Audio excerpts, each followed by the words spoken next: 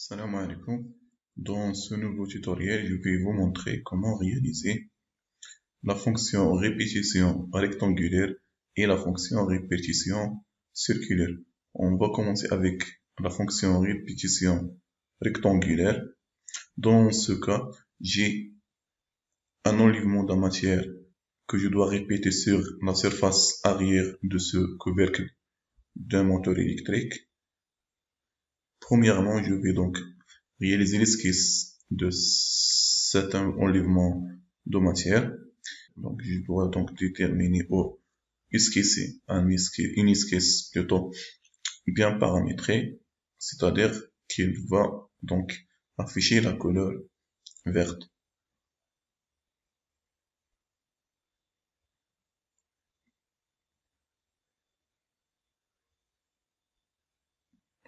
Par la suite, je vais donc définir la fonction enlèvement de la matière jusqu'à surface ou jusqu'à plan. Donc c'est bien. Je dois donc répéter cette fonction. Pour cela, je vais aller vers la fonction répétition rectangulaire. Je dois donc définir l'élément de référence, c'est la surface en face. Par la suite, je dois donc définir le composant à répéter, c'est l'enlèvement de la matière. Voilà, l'élément de référence, c'est la surface de couvercle. Par la suite, je dois définir les paramètres de répétition, c'est-à-dire le nombre de répétitions suivant l'axe horizontal et l'axe vertical dans la première direction et aussi dans la deuxième direction de la manière suivante.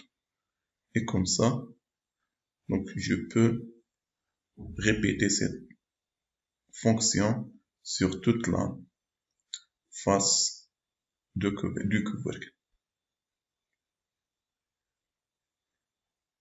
Par la suite, on passe à la répétition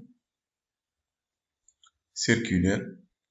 Dans cette répétition, j'ai un trou radial que je dois répéter 4 fois sur la surface cylindrique.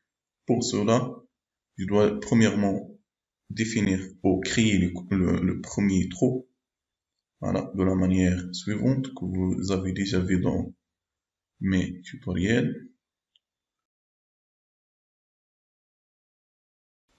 Par la suite, je dois donc aller vers la fonction répétition circulaire en cliquant sur le triangle noirci à côté de la répétition rectangulaire. Dans ce cas, je dois faire donc la répétition d'un trou 4 fois. Donc, je dois choisir l'élément de référence qui est la surface cylindrique. Et le composant à répéter, c'est le trou. Par la suite, je dois définir les paramètres de répétition. Donc, 4 fois sur 90 degrés. Il nous donne donc 300 degrés. C'est bien. Donc, merci pour votre attention et à le prochain tutoriel. Merci de s'abonner et laissez vos commentaires sur la vidéo. À bientôt.